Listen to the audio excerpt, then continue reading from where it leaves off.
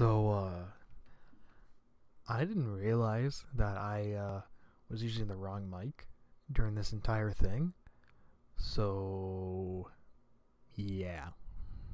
Sorry about that. It's just not worth going back 2 hours and redoing an entire thing. Especially since it's a tier list and all, you know? So, yeah. Enjoy. What were you gonna say, Pauldron? I'm just seeing what you're hovering over there. Yeah. There you go. You want to put it where it's supposed to be and then talk about it. Just put it. Just don't even. No. Whoa! No. All right.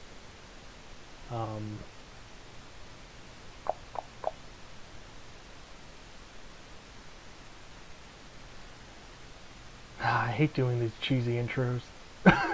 Oh boy. Don't. Just do it. Just do it. Don't even say hi. Just do it.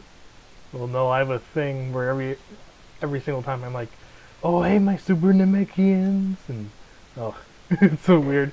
Look, just don't tell them to like and subscribe in the first 5 seconds of the video. Like and subscribe. The minute he hits record, like and subscribe. All right, so let's go ahead and do this. Okay, before we get into the video, like and subscribe and yeah, do all that and y'all know. It's always a British guy. Yeah. All right. Hello, my fellow Namekians. Welcome back to my channel. We are doing a tier list, and today I'm actually joined by Sbubs. Are we supposed to introduce ourselves? Yeah, go for it. Oh, hey, how's it going? And I'm also joined by... Oh, hi there. It's the man in the mask. I'm Blaque Pauldron, y'all. What's up? So does everyone have like a fancy like introduction? I just say welcome back to the Sbubs Club. Like I usually just say, yo, it's the man in the mask, and then I do like the hand over face thing because I'm an idiot. I've had mine maybe I decided years. prefer not to think about it. I just kind of said mine one time and it's kind of stuck. I don't know. It's weird. All right. I feel stupid. I don't know how to respond to that. I mean, don't continue. Anyway, all right. How do you guys want to go through this? Do you want to go through this alphabetical order? Or do you want to go favorites first, or let's do alphabetical order. Okay. I think alphabetical would be, because it's like, you know, we can sit here and be like best, but then we got to filter through and be annoying. They're not arranged in alphabetical order? No, they're not. I was actually looking at them. Oh, not at all. Nope. I thought they were. Let's just go left to right. Let's just go left to right. All right. Yeah. Tales of Symphonia. Where does it go? I haven't played it. Best.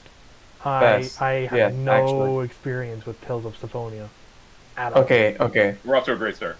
All right. Okay. Look, I'll tell you this right now. All right. The game, characters, amazing. Story, amazing. Gameplay, amazing. That's all I need to know. Put it in best. Or putting it in amazing. Yeah, there's an amazing tier. No, it's in the best tier. No, best is for the best of the best. Pauldron, this have you played it? This is the best of the best. No. I know about it, but I have not played it. I think amazing is fair considering that me and Red aren't going to be able to weigh in too heavily. Yeah. I've never heard a discouraging word about the game personally, and what little of it I have seen, it looks pretty good. Literally, it is like the peak of the Tales of games. Like that's the peak of the whole franchise. Then did it go downhill from there? It didn't go downhill, but there hasn't been a Tales of game that is comparable to it. The only game I can say that sort of gets there is Vesperia. That's it. Oh, I see. But like nothing has topped Symphonia.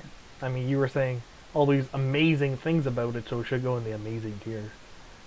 Yeah, because there's so many amazing things about it. It's the best. It's an amazing raisin. I'm just gonna leave it. All right, fine. We'll keep it. Put it in amazing. We can switch these around depending, like, on all the other games' placements. Hindsight. We'll wait till everything's in. Yeah. Okay. For sure. Simpsons Road Rage.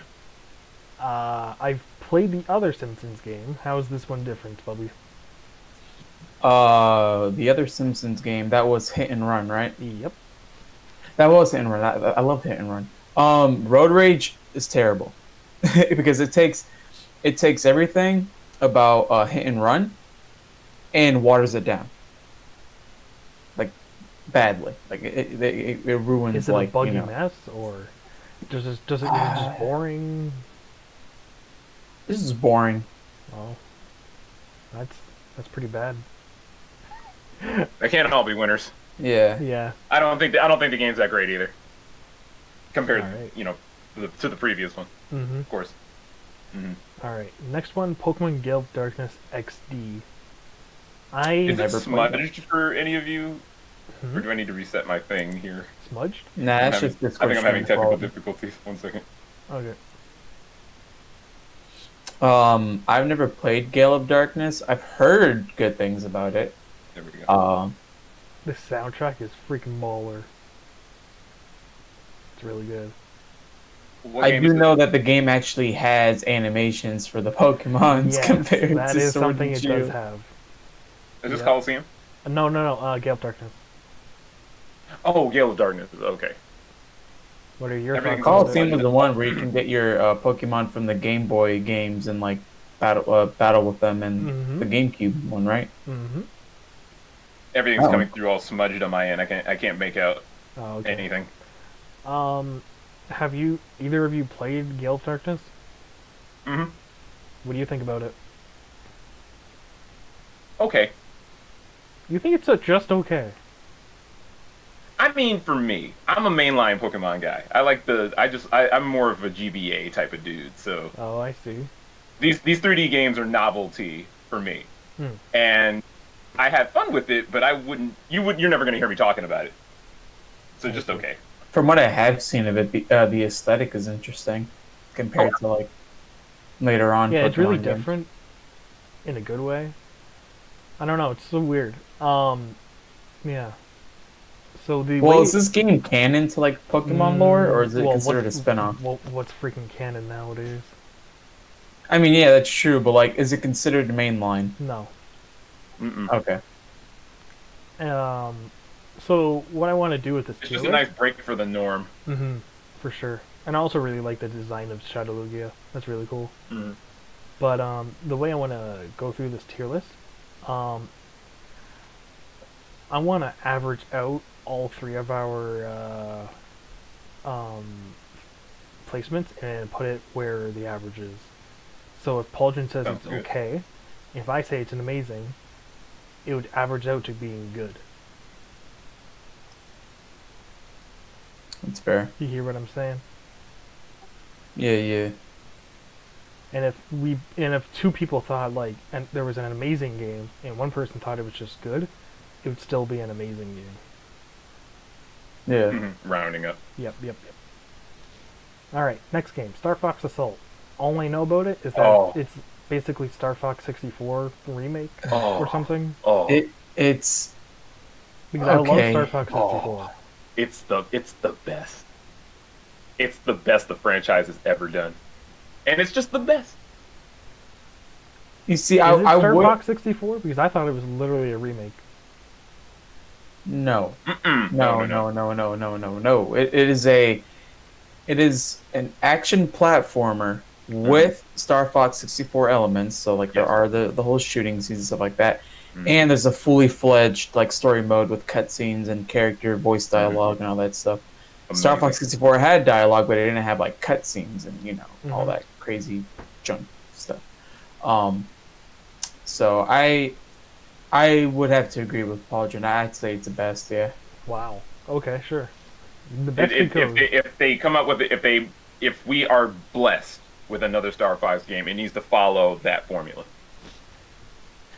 here's a Star side. Fox Zero. That's how proves Star that. Fox games should be. Did you guys like Star Fox Zero? I don't hate it. I don't hate it, but I think it wasn't a step in the right direction. I think execution-wise, like just from the narrative, it turns a lot of people off. But it's not a bad game. Let's see.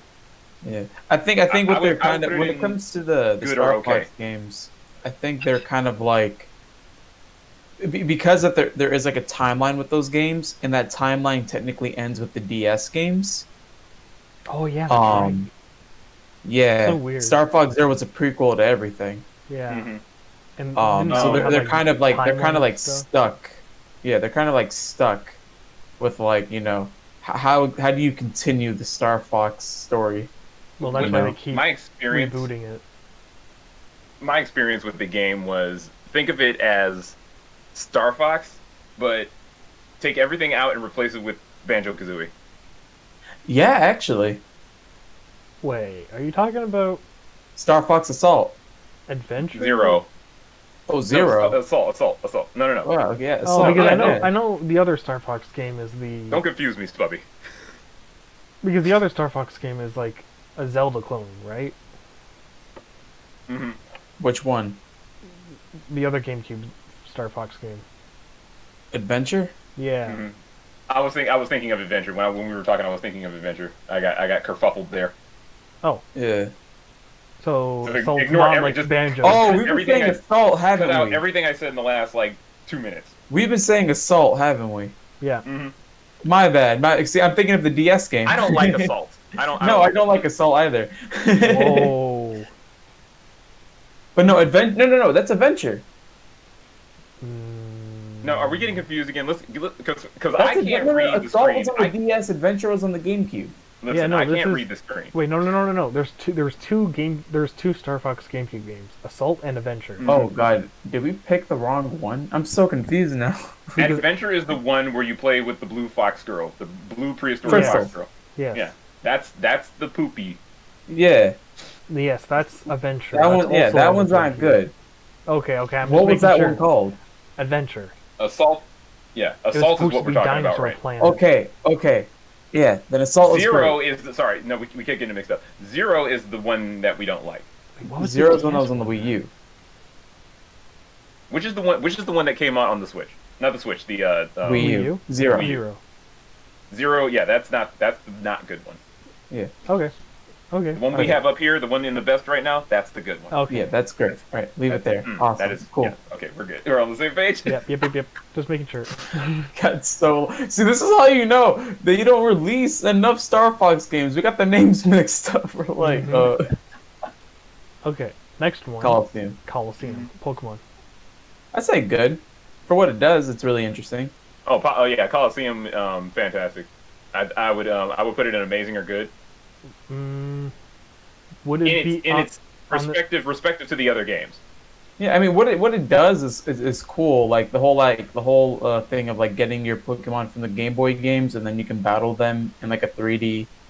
Like, I mean, nowadays you can't like really do something like that. I mean, the next evolution that would be straight up, So I'm not treating all of these games like they're timeless. We have some timeless classics on here, but I'm mostly treating this as me being a kid in the GameCube era and reviewing these games in hindsight. Yep. Oh.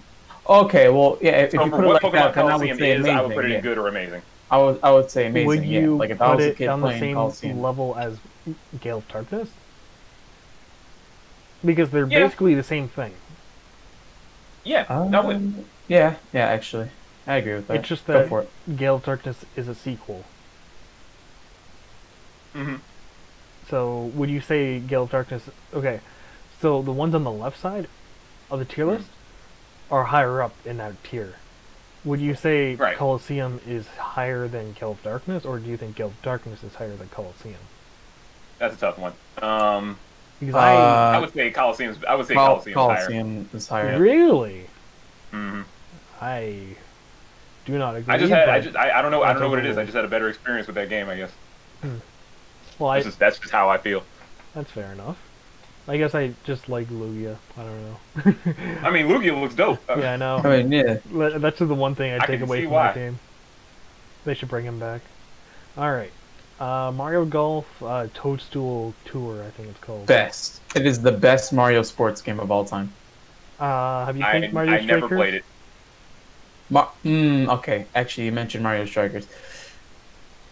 Okay. I'd say both of them, Mario Strikers and Golf Toadstool Tour, they're both best. But in terms of left to right arrangements, Strikers would be like we don't have Strikers best on the list apparently. Oh, what? How did we forget Strikers? I don't know. Okay, but since no got Strikers here, I'm still gonna say that this is the best because, in terms of like just like the characters that were in the game. You had I think Square Enix helped with the game out a bit, Really? so you had like these two characters that were like not like Mario, like you can tell they didn't fit. They look like they belonged in Final Fantasy. Oh, Okay, wow. and the gameplay is really fun. Music is good. The maps were interesting. It's a great game. I played Strikers. I didn't play this. It's the best game. It's just fun. Like it's not like action packed to the level of Strikers, but it definitely is a good game. Like I'll take your word for it. Yeah. Because I actually I'm treating it as Strikers in spirit. Yeah, I mean I also hear really good things about Mario Golf. There hasn't been a good Mario Golf game since this one. Yeah, I think the only one that like was like interesting enough was the one on the 3DS. I heard the Switch one was really interesting. The Switch one? Yeah. Wait. There's no, I'm golf thinking game Mario on the Tennis. Switch. I'm thinking of Tennis. Sorry. Yeah, you're thinking of Yeah, no. Yeah, Mario Tennis. Yeah, that game. That's a topic for another time. Yeah. But All right, so it's in the best. Yeah. In front or behind of Star Fox? Behind. behind, yeah, behind. All right. Because it's just a sports game. Like, there's really nothing about it that's like, crazy. You feel? I feel. All right, next one. I don't know if any of you have played this, but Teen Titans. It's a beat 'em up action game. Like. I played it. Oh, you have. Mm-hmm. I've only ever seen clips, and it does look pretty fun. I grew up with this game. I played this a lot. I had a lot. I think I only got like 3 hours into the game. I played it over a friend's house. Mm. We were just popping in whatever he had every couple of hours. From what I remember of the game, not terrible. Yeah, I think it's a good game. I mean, it's not very good. complex. I mean, it has its own story, which is pretty cool. It kept us entertained. It looks great. The multiplayer in that game was freaking amazing. Oh yeah. Yeah. So yeah, I think it'd just be a good tier. Good. Solid game. Next one, Resident Evil 1 remake. Best. Yes, I was gonna say. I think it goes to the best. I'm not even gonna question it. I'm a little biased because I am a Resident Evil fan. Me too. But also, like, what this game does, like, it gets the original game and just enhances it. It makes it so much better. And the visuals are great. Keep getting ported on like the Switch and the PS4 and PC. And I have it on the Switch. I probably played this game like 3 times. All right. It's so good. It's a great game. It's best. It's best. It's just best. No matter what. We're gonna turn this into a Jill sandwich and put it between Star Fox Assault and Mario Golf. Yeah, Star Fox Assault. Yeah, I agree with that. There you go. I won't let my bias get the best of me and say, "No, put it all the way at the top." It's a really solid game. I think Star Fox still has the edge there. Yeah. Yeah. Okay, a really fun one in my opinion. Four Swords Adventures, Zelda. Here's my thing with Four Swords Adventures. So I have played it. Have you played it with 4 people? There you go. See, that's the thing. By itself, I had fun. However, even I knew that if I had actual friends to play with, it would be so much better. Because I played this one and I also played the DSi special one. Oh, the one that was a re-release of the Game Boy one, but you can play it fully in single player. I played that one by myself and with friends. And I can tell you alone that playing it with friends was a far better experience compared to just playing it by myself. So this game, on its own, I wouldn't say it's a best. No. I'd say it's amazing. I would have to agree with you. This is one of those games. But when you play with friends, it would be a best. I've played with 4 people before. It's really fun when everyone has drinks and are playing this game because we're just messing around with each other. It's really fun. Yeah, it's like Zelda's Mario Party. Exactly, yeah. And it's really cool what they did because you have to play with the Game Boy Advance through the Game Boy Advance Gamecube link adapter or whatever. And whenever you would go inside a house or like a castle or whatever, you would go inside of it on the TV, and you would have to walk around inside the town or castle or whatever it was on your Game Boy Advance. It was really cool. And as soon as you leave the room, it was definitely ahead of its time. It's so cool as well. So cool. It's just unfortunate if you have a older Game Boy Advance with no backlight. That and if you don't even have the GameCube adapter for the yeah, I mean they're like $5 on Amazon, but still. Are they $5? Yeah, they're freaking cheap. Oh, there's a bunch of replays. If you want to experience it the way we did. Yeah, that's fair. It's definitely one of the best drinking games on the GameCube. It's definitely like upsetting, sort of, because I mean you had Triforce Heroes that came out on the 3DS that was trying to do something similar, but it wasn't the same. It has to be and I don't even know why it didn't feel the same. I really don't. Yeah, I can tell you right now, playing by yourself was lame. All right, it wasn't Triforce Heroes was a game you needed to play with friends. They should really do what they did with the Final Fantasy Crystal Chronicles remaster, and remaster Four Swords Adventures in the exact same way. Leave it just the same way it was, and don't make any changes. Don't make any changes. No change. Don't add anything to it. Don't try to streamline the experience. No. Just leave it the way it is. Add online multiplayer. You're good. That's all you gotta do. What's this? Tak? Okay. Tak? The power of Juju? Tak. Okay, yeah. Tak. So Tak was a cartoon. It was a multimedia project, basically, where Nickelodeon wanted to have like its piece of. It wanted a taste of releasing games and all that stuff that weren't SpongeBob or Jimmy Neutron or the Nickelodeon games. There are so many Jimmy Neutron games for the GameCube. Oh. There are so many. Well, at the time, Jimmy Neutron was like super like popular. Wasn't it? Huge. Yeah, huge. It was huge. I could totally watch Jimmy Neutron right now, but anyway, we're getting on topic. Okay, so this game, right? I played it a lot as a kid because my mom would go to the Blockbuster and I would tell her to like get me just like a game for the GameCube. That's how I managed to like get like a huge variety and taste of the GameCube library because I didn't know what was out. I just told her, "Can you get me a GameCube game?" She'd be like, "Okay." So she would just pick out whatever. And this was one of the games that she picked out. And as a kid, I had a lot of fun with it. I enjoyed it a lot. I think it's a great game. I wouldn't say it's best or amazing. I'd put it on the level of Teen Titans and say it's just good. For me, it was okay. Yeah. Just okay? Yeah. I mean, oh boy, we're at you know what? Here. I'll say it's okay too because I didn't really had an interest in the cartoon. The cartoon was lame, but the game itself is pretty fun. So. Okay, I'll take your word on it. I think what constitutes so like all the things that we have on good right now, all the games that we have on good right now, are good, objectively good. Yeah. Yeah. They've got a lot of good things about them. Knack was kind of a novelty. Knack. Tak. Tak. You said. I call it. I call it. I'm thinking of Knacked. I was thinking of Knacked.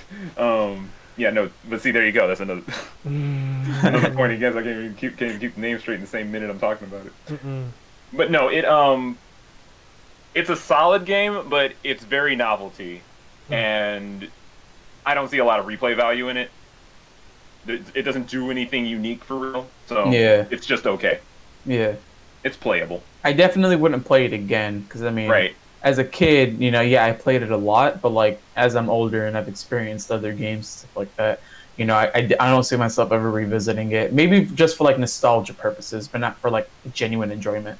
If Teen Titans and Tak were on two different displays in a Best Buy, which one would I'd go for Teen Titans because I love exactly. Teen Titans. Yeah. This is what I'm trying to say. Yep.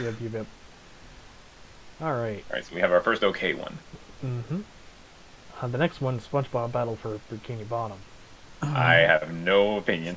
Oh, God. Okay, so I want to say it's best because out of all... Okay, look, I want to say...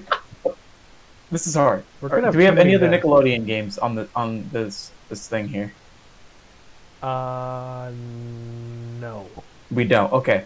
Then out of all the Nickelodeon games, it is best. However, out of all these games, I'd say it's just... good. It's just good. Just good. Okay. Yes. Because don't get me wrong.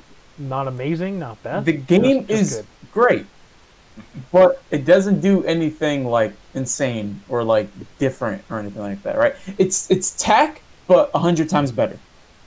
Okay. Where would you put it? Behind Teen Titans, in front of it, in front of both Pokemon games. I would put it in front of Teen Titans. I would put it in front of Teen Titans. Just because the game, like, beat 'em ups are great, but they do get like stale after like a certain amount of time because you're just kind of like pressing the same buttons, you know. Yeah. But when it comes to SpongeBob, it was an action platformer in the same vein of like, you know, Banjo-Kazooie, Spyro, all that stuff. And I mean, it had its like comedic moments that were pretty funny. I actually kind of want to buy that remake, just to kind of like. I heard it's like good still. Don't get it on it's the just Switch. there, like, don't get it on the Switch. That's what. Why is that? I hear it's very poorly optimized. Of course. Imagine. Yeah. Well, it's just sometimes these companies are lazy, man, because you got like really well optimized like, games. Look at Dragon Ball Fighters. They're super bad pop-in distance. And, yeah, like Dragon Ball Fighters is well optimized, you know. Yeah, that's actually really good. Yeah. Anyway, yeah, but yeah, good is right there. But out of all the Nickelodeon games for the GameCube, that one's the best one. Okay. What were you gonna say, Pauldron? I'm just seeing what you're hovering over there. Yeah. There you go. You want to put it where it's supposed to be and then talk about it. Just put it. Just don't even. No. Whoa! No, it's pretty amazing. What? There we go. It's amazing or best. Yeah, for me, it's not the best Animal Crossing, and it's like it is an N64 game, but it paved the way for the rest of the series. My first experience with Animal Crossing was on the GameCube. I thought the game. I didn't play it, but I watched my friend play it, and I watched him play it for hours. Mm-hmm. Yeah, okay. I was that invested that I could watch somebody play this game for hours. It is like you said, it is groundbreaking. Mm-hmm. Yeah. See, look, if I were to look at this, like how Pauldron is looking at this list, and just in the sense of like if I was a kid in that time period, right? Because I didn't grow up on this. I wasn't, you know, I wasn't conscious enough. I was probably like what? This game came out in 2003, right? Mm-hmm. Yeah, I was only a year old. Yeah, you were a little baby Spubby. Yeah. I was so, I played this game like probably when I was like 8, like in kindergarten. By that time, I think the Wii was coming out. And that was 2008. Yeah, so I think the Wii was coming out. It was already out by then, but yeah. Was it already out by then? But, yeah, it came out in 2006, didn't it? 7. Okay. Yeah. So, that's how I played a majority of my GameCube games, was through the Wii backwards compatibility. Mm-hmm. I did have an actual GameCube. I just didn't have a memory card, you know? So a lot of the times to actually play these games, I would have to leave them running.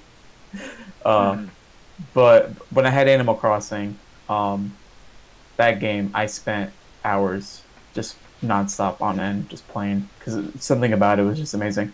I would say, for me, I'd say it's the best. I understand where you guys are coming from, though. I'm putting it under amazing, so. I mean, Pauldron, where would you put it? Amazing or best. Well, there's just so many things that this game does that I had not experienced in a game until that point. I think the one thing about this game... It's a Sim style game. Mm-hmm. Like, yeah. But it's, like... I think what this game does best compared to the other Animal Crossing game stuff, though, is that the retro games that you can actually play in the game. So I don't know if you guys knew this, but you can actually get like the NES games and stuff, and I think some Super NES games too. Yes. You can just play them on Animal Crossing. They never brought that back. That was just one of the greatest things about it. And they never brought that back, which was like a bit upsetting. But you know. So we got to pick a tier list here. Paul just says amazing or best. I say best. You're gonna have to be the tiebreaker here. What would you say, Pauldron? Amazing or best? Amazing. Amazing. I mean, best. My bad. Best. Okay. It's got more syllables. Better than Resident Evil. Better than Resident Evil. Is it better than Mario Golf? Yes. It's better than Mario Golf. Yes. Better than Resident Evil. Well, I mean, you're getting into taste at that point. Yeah, because I mean, they kind of exist in the same, like the first 3 games kind of exist in the same like level of good, just for different tastes.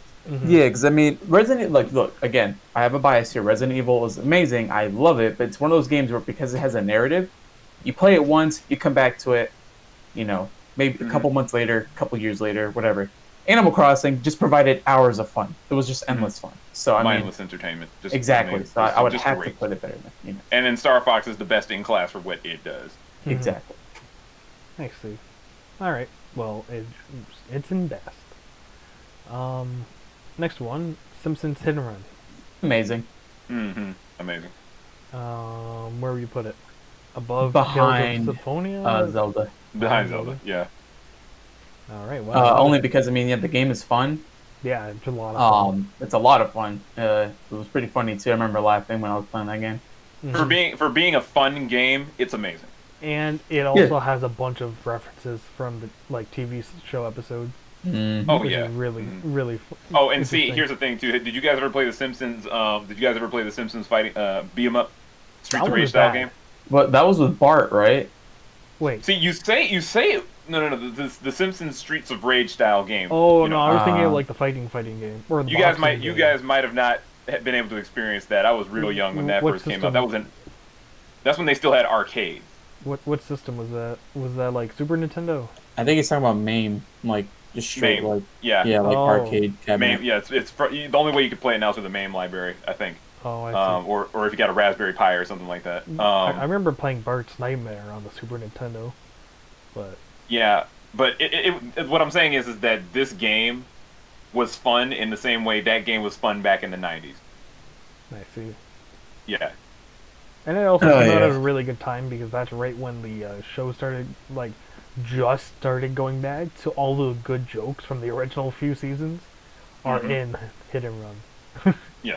I haven't even like watched an episode of The Simpsons in so long. Like, I kind of want to see what the new episodes are like now, but I just know I'm not going to be happy. It's just mediocre. Does it just suffer from the same thing Family Guy suffers? It's been running for so long. Well, no. Here's the thing. Let me just go off topic real quick. It's not that Family Guy got worse. It's just that you've heard the jokes enough time that you know all the setups before they happen, so they're not funny anymore. They're not spontaneous. The show's not shocking anymore. People are just numb to it. It's still the same quality of show. Yeah. All right. I see. All right. Next one, Shadow the Hedgehog. Bad. Yeah. Hey. What would you say? Hey, listen. I have done because you know me. I'm the dude. I'm the Sonic guy. I'm a Sonic guy too. Yeah, I'm a closet Sonic guys here. I am the senior Sonic representative. Okay. I don't mean anything, homie. I have done so much research on the 3D games. This is worse than Heroes. I've heard so many opinions. I used to think it was a terrible game. Now I think it's just okay. Okay. If you understand the things, if you just get rid of all the bias, it's an okay game. Okay. It's playable. It's playable. Here's the thing. It's playable. There you go. Oh, okay. All right. It's playable. Yes. Is it a good playable time? No. Well, no. The last good 3D Sonic game was Adventure 2. Oh. Okay, that's a topic for another time. We'll after Adventure 2, that's it. I will talk to you we'll have that conversation, young man. Okay, but go to your room. Look, when it comes to Shadow the Hedgehog, right? I had this game. I own this game. I played it. I had a physical copy. I actually plan on rebuying it though because I am trying to like collect all the 3D Sonic games and stuff, and I got to work on that fast because Adventure and Adventure 2 are starting to get expensive. Shadow the Hedgehog, when I played it as a kid, actually no, I had it for the PlayStation 2, not the GameCube. Yeah, that's right. I had it for the PlayStation 2. When I played it, I enjoyed every bit of it. Why? Because it was Shadow. Yeah, that's the selling point of the game. Yeah, this was like the period where people were like obsessed with Shadow. You know, and it was also when like Sonic was like at its edgiest. But okay, it's fine. Yeah. Okay, is it better than TAC? No. No. I don't know. I haven't played TAC, so I don't know. It's not. Okay. But it is okay. Now, I'm just saying, you're in for a wild ride when he cocks an AK-47 in the beginning. That's true. Wait, is that game even E for everyone, or is it T? It's M, I think, because there was cussing in it too. Mm-hmm. There was cussing. I believe it was M. That's a yikes. Yeah. But I remember seeing that as a kid, and I got such major whiplash. I was just like, "Oh my god!" Mm-hmm. It's like a cartridge comes out of it and everything. Oh man. Next one, Metroid Prime. Metroid Prime. And I can tell you, it is one of the best GameCube games. Better than Mario Golf. Mm-hmm. Do you think, compared to Resident Evil, I would put it next to Star Fox. Really? How about you, Sbubs? This is another example of just for what it is, like for what it's trying to do. It's the best. But compared to like Animal Crossing or more specifically Resident Evil, I think the atmosphere. It's best. Yeah. The atmosphere, gameplay, everything. Yeah. Okay, so if we're talking about atmosphere and impact and all that type of stuff, put Animal Crossing behind Resident Evil, but they're still all four of them are still kings. For what they do. So I would put Animal Crossing behind Resident Evil if we're just talking about atmosphere. No. I mean, we're taking account of everything. I'm just saying, compared to the other game that's kind of like Metroid Prime on the best tier list. Okay.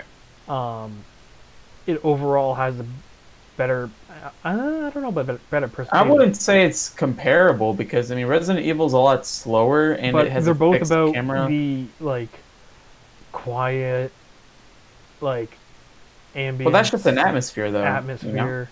You know? Lonely. Yeah, and one's a horror game. This one's more of like I would say Metroid Prime should be considered as it very easily horror. Yeah. Okay. It's sci-fi horror though. I don't. Yeah, I mean, I never got like spooked in that game, so I guess I mean I don't know. I mean, when you like get shocked by like one of those small little energy electric whatever, and you see Samus's reflection, that's creepy. Because that's the only time you really see Samus's face other than the end of the game. Because it just kind of pops out of nowhere. It's like you know. That's and fair. if it's your first Samus game, it's like wow, that's a really good looking guy. Yeah, really. Damn those GameCube polygons though. All right, the next one, Tony Hawk's Underground 2. I put so many hours into this as a kid. You know what? It's my favorite Tony Hawk game. I want to say best, but I think it's just amazing. Yeah, I think it's amazing. Pauldron? I think it's just good. Well, we have two amazing. We have two amazing. So you guys can go ahead and put it in the amazing category. Do you think it's better than Hit and Run? If you're gonna put it in the amazing category, yes. Yeah, that's better than Hit and Run. Here's my thing. If that was my first Tony Hawk Pro Skater game or one of my first Tony Hawk games, I would probably put it in amazing. See, they're all kind of the same, kind of. Kind of. Yeah. I mean, with this game, I didn't even do story mode. What I did was the create a park thing, and it was very detailed of what you can do because you move up. It was the first time in a game where I could actually make something. Yeah, I mean, I didn't like, what was it? Pro Skater 2 have that too? It did, but it wasn't as good. I mean, it was good. It was good enough. We didn't expect more Tony Hawk games after that. That's true. That is true. We were not in the mind of companies cashing in on sequels. All right. Yeah. Next one, Luigi's Mansion. I actually haven't played this. I wouldn't say it's It's not best. No. It's not best. I'd say it's amazing. Yeah. I mean, it is a launch title. It's the launch title, but I don't think going forward. Like, the only thing that was good about this game were the designs of like the way they presented the ghosts. Because as the Luigi's Mansion series went on, it kind of just became slapstick and like comedian style, like a way of presentation. Yep. This game, they genuinely try to go for like a creepy atmosphere. Yeah. And I think that's really all it has going for it, honestly. Because I mean, I will say this game is definitely more than it appears to be. Yeah. Yeah, like how it beats expectations. Yeah. Compared to the other Luigi's Mansion games, though, they have a lot more going for them. I see. But oh yeah, because this was an experiment. Mm-hmm. Well, yeah.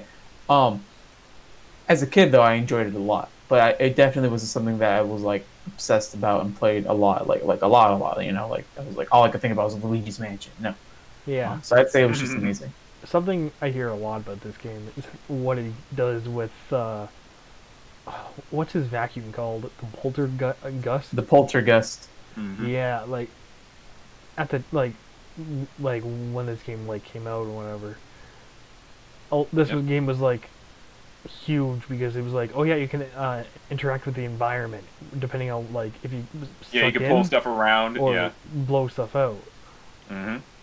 I mean, it really was a tech demo for the GameCube with like lighting, physics, and everything. Oh yeah. But yeah, I mean, yeah, no, the game was definitely like a tech. Actually, I think the game was originally supposed to be like a bit of a tech demo for the GameCube as well. Yeah. Oh, I remember when they were talking about this game for the first time. They were just talking about all the features. It was supposed to have all the 3D support too. Mm-hmm. Yeah, there was a lot to this game that they were really using to like showcase the GameCube's power. And it doesn't do any of it poorly either. This is what I mean by it beats expectations. Like whatever you think of this game, you have to play it in order to really critique it. This is also a game that I feel like, and this is going to be a bit off topic, when it comes to like emulation and stuff like that, this game you kind of have to play on the GameCube to really like fully like understand like, you know, its impact. You know, you can't really get that same experience when playing it on an emulator. Yeah, I feel that. So where would you say on the tier list it goes? In amusement, better than Tony Hawk. Better than Tony Hawk. How about Zelda? Not me. No, after possibly even after Simpsons. What? Oh well, I'd actually agree with that. Okay, you know, I'm thinking about it. Agree with that. Let's not have too much infighting in the tiers. Yeah. Okay. Well, it's like, you know, I agree. I also don't, but I understand where you're coming from. It's not better than Tony Hawk. No. Yeah. Okay. No, Tony Hawk is. Yeah. much more replayability. Much more. And besides, Tony Hawk is so laser focused on what it does that it does it so well. Luigi's Mansion is just a party bag full of like features and crazy stuff, and you'll have fun with it until you stop. Tony Hawk Pro Skater, if you're into skateboarding, if you're into that kind of thing, you'll have fun with it forever. Yeah. All right. Next one. Resident Evil 4. That's amazing. That's the best. What are you talking about? That's better than. Sorry, that's best. That is a best, and I'd say it's better than. I put it. Oh God, I don't know if this is my bias talking, but I'd say it's better than Metroid Prime. Oh, I wouldn't even say it's better than the original remake. What? Yeah, you heard me. Nah. Okay. Nah. Okay. Hold on, sir. Okay. Listen here. Because I've been replaying the game recently. I've been replaying it recently. I've been playing Resident Evil 2 Remake again, and I've been replaying Resident Evil 4. Okay. This game, yes, it takes away a majority of the horror aspect of Resident Evil and goes more for atmospheric horror. But okay, see, now that I think about it, this is hard.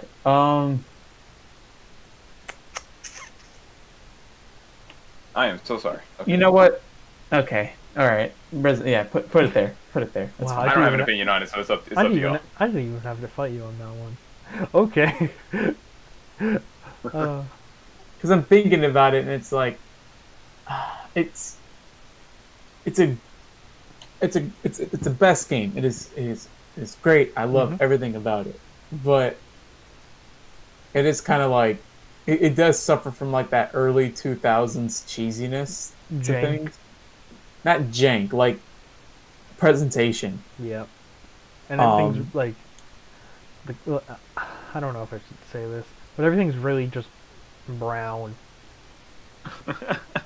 Like, well, again, that was just atmospheric. Well, yeah, but like also like Resident Evil 1 like it actually did have like other colors going on. That are Well, yeah, not because I just mean, if it was in a brown. mansion, you know, if it was like, you know, yeah, a mansion, like if you just have everything be dark and gray and shit, you know, it Yeah, ain't gonna. I don't know. Whenever I think of Resident Evil 4, I just think of brown, like the color, just straight up color brown. I don't know. That's what I think of too. Yeah, that's fair. All right. Actually, when I think of brown, I think of Resident Evil 5. Yes. What you trying to say? Yes. Oh, dude, no, because Resident Evil 5 is disgusting. Yeah. That game's color palette's atrocious. Mm-hmm. And I don't know why, but the movie series decided to take a lot of inspiration from that game specifically. What, 5? Yeah. At least one of them did. I forget which one. Anyway, next one. One of my favorites. Super Monkey Ball. The original. Monkey Bad. Super Monkey Bad? What? Yeah. I hate this franchise. I love it so much. Different strokes for different folks. So it's a port of an arcade game. A really fun arcade game where you roll a little monkey around and he goes ooh ooh ah ah. and you roll him into the goal. I'd say it's amazing. And it's a lot of fun when you have a group of 4 people around.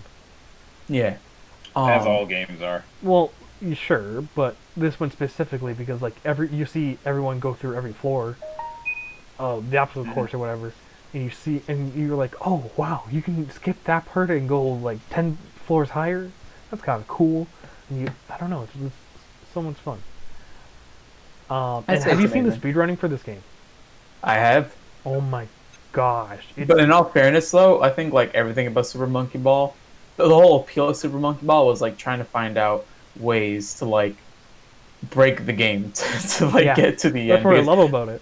I had the one on the DS as well, and I remember like for hours I would sit there trying to like tilt the stage so that I can skip like 90% of the stage. It's just go straight to the goal. I'll give it this much. It is one of those games where you are incentivized to create your own fun. Mm-hmm. And I like games like that, just not this game. And it was creative in doing it though, because I mean those other games that like Draw to Life, Mario Maker, you know, it usually just comes down to make your character, make the world, make your story, yada yada yada. This game was like, okay, these are the characters, this is the world they live in. It's up to you to figure out how to get through it. You know, kind of like Minecraft, but like again, Minecraft is another one of those like create your house and all that stuff. You know. But I'll say this though, other than Monkey Ball 1 and 2, I'm not a fan of the rest of the series. I just think the first 2 games are really good because the game kind of went downhill after Banana Blitz. I see what you did there. Yeah. I mean no, like even before that with Adventure, but we'll get to that eventually. We don't. Oh God. Yeah, it's on the tier list. Oh, I know, because I'm the one who puts it. It's so bad. Anyway, so I think I would put it amazing. I personally would put it in front of Zelda 4 Swords. I don't know about you guys. Yeah. Only because I don't have an opinion. So. 4 Swords was that game where like you played it once and then you would come back to it later. You know? Yeah. Super Monkey Ball, it was in the same vein of Animal Crossing. You would just spend hours just like messing around. And whenever, I know there's another thing, but like every single time, like as a kid, I'd have friends over. The one game everyone wants to play, it's not Melee, it's not Tony Hawk or Teen Titans or anything. It's Monkey Ball. Everyone wanted to play Monkey Ball. See, for me, it was just Mario Party. So. Oh, that's fair. But we'll get to that. Mm-hmm. And actually, you know what? The next game, it's make a new tier. All right. Make a new tier. Make a new tier. A new make tier. A new tier and just call it "He Who Shall Not Be Named." No, just put it in in front of the best. Yeah. In front of Star Fox. Do we need to talk about this? Yeah, I mean, look, okay, look, and here's the thing though, I'm about to say something controversial. This game is the best, but I hate it. I hate it. I hate what it has become. Yeah, I hate the community. Yeah. The game itself is fine. I love everything about this game. This game is peak. It's timeless. You know, timeless. It's timeless. I wouldn't say it's peak Smash Bros. I think Ultimate's peak Smash Bros. Honestly. Yeah, but then it got strung out on drugs, started hanging out with a bad crowd. And now look at it. Nah. It didn't do that. It was the crowd. The crowd forced it. The crowd grabbed it by a leash and was like, "You're coming with us." It's a came to peer pressure. Yeah. Oh man. So unfortunate. Yeah, but until the all the game breaking stuff occurred in the FGC, this is the best game on the console. Mm-hmm. For sure. For sure. Yep. Not even just for like gameplay, just for like what it does. Because I mean, like we had it on the N64, like we had Smash 64, but just like this game, just like took that whole idea of like, yo, what if we got these Nintendo characters and they fought these Nintendo characters and stuff, and just took it to the next level. You know what it is for me? I like the aesthetic. I don't know. I'm like a very artsy guy, so I just look at like the menus. I hear the music. I see the stages. I'm like, damn, I miss the early 2000s. Smash Brothers has always been such a clean game when it comes to its presentation. Yeah, it's just so it's aesthetically pleasing. This is one of the more, like, if we had just a Smash tier list like on its own, like as far as like the aesthetics were concerned, this would be close to the top. Oh yeah. I'd say would be the top, Ultimate has a pretty good aesthetic. I think the only thing I hate about Ultimate is that they got rid of trophies. Yeah. Because like trophies felt personal, you know. But now we just got stickers. We got JPEGs. PNGs. JPEGs. All right. PNG. All right. The next one is another really good game. Metal Gear Solid Twin Snakes. I have never finished a Metal Gear game. I have never finished a Metal Gear game either. This is a remake of Metal Gear Solid 1 on the PS1. But in the same way Resident Evil got a remake, Metal Gear Solid got like the same kind of treatment. Oh, so they added like, you know, cutscenes, like these new cutscenes, and they fleshed out the story and exactly, and they updated the graphics and everything. Okay, but I've seen gameplay of the original Resident Evil. I never played it. The only Metal Gear game I've actually played was 5. Oh, on the PlayStation. That's unfortunate. That is unfortunate. Metal Gear is definitely one of those games I do want to like play in its entirety at some point. Play 3 first. I have played 3. I played on the 3DS. Oh, that's a good port. Yeah. That's because my sister's friend, she had a 3DS. Like it was like this was when the 3DS first came out. And she would let me play because she wasn't really like crazy into the 3DS. Her mom just bought it for her, and so I was the one who mostly played it.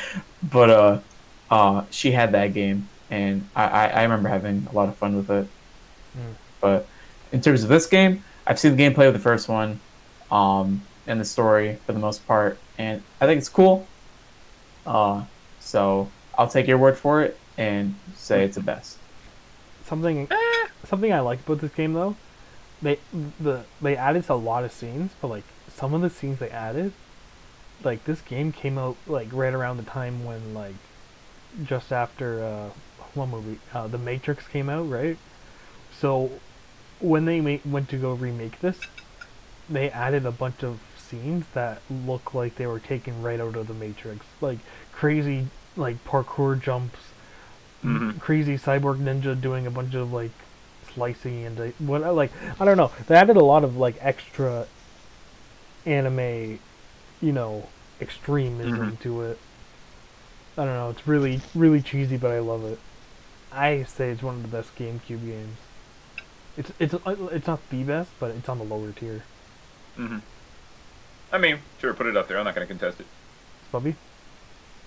I'm not going to contest it. Okie doke. Mario Kart Double Dash. Best. Oh boy, this is gonna be full. No. It is better than all the Mario Kart games following it. Okay, that might be true. But is Mario Kart like a best series? No. What? Just good. I think good. Okay. No. Give it benefit of the doubt. Amazing. Amazing. I'd say it's. There's nothing wrong with good. It's yeah. No. Good. Well, I know there's nothing wrong with good. It's good. Good is good. But I can't say this game's. I can't say the first one's amazing. I played this game way too much. Okay, I mean, it's got a lot of replay value, and that's what makes it good. Is that it has so much replay value. But it really just doesn't do a whole lot. This is what they gotta do for the next Mario Kart game. Don't even make a new one. Just remake that one. You're gonna be very mad at me when we get to F-Zero. Oh no! Okay. Anyway. I better not be mad. Anyway, I saw it on here before we started recording. Yeah, I said F-Zero. No, where is it? Oh, it's right there. It's right after Mario Sunshine. Okay, I'm about to say, like, what the hell? Okay, personal favorite, probably like super high tier, best tier, Kirby Air Ride. That's okay. Have you guys played it? I have. It's okay. No, I have not played it. It's F-Zero, the multiplayer, and like the city trial part of it is Sonic. If Sonic Riders and F-Zero had a baby, and the baby was obsessed with Kirby, then that's Kirby Air Ride. I mean, do you know like how this game plays, or who are you talking to, me or both of you? No, I played the game. Have you done through like the actual city trial part? Because that's the real meat and potatoes of the game. I have not played this game at all. Nah, because like for me, I just mostly played like the quick play modes, you know. Mm-hmm. So think of so have you guys played Smash on the 3DS? Yeah. Remember Smash Run? Mm-hmm. Mm-hmm. So think of that, where you're in this giant city, and for 7 minutes, or you can choose how many minutes it is. Usually 7 minutes, where you go around the city, and you find these power-ups through breaking these boxes, and it's pretty much like open world, like Kirby racing, just going around, finding random carts that spawn, getting like a plus defense, plus HP and whatever, trying to optimize your carts depending on what you find. And then after the 7 minutes are done, you have a random event where it's like you have to do a race, you have to do a gliding challenge. Whoever can glide the furthest wins, or everyone's got to beat this big bad boss or something. It's very in depth, but like it's easy to play. I don't know. It's a lot of fun, especially with multiplayer. I say that a lot. It sounds good. It's good. Come on, Red. I wouldn't say. Well, okay. You know what? Here's my problem though. Now, right? Because I think this game is objectively better than Hit and Run. But because it's on the same level as Hit and Run, I'm starting to feel like we should put Hit and Run in good. Yeah. Yeah, I'm feeling that too, actually. Yeah. Mm-hmm. Is it behind Mario Kart? I'd say put it behind Mario Kart? No. After the Pokemon games. Yeah, after the Pokemon games. But like in between Pokemon and Mario Kart, or? Yeah, Coliseum. What? Wait, are you saying put it after SpongeBob? No, I'm saying put it after the Pokemon games.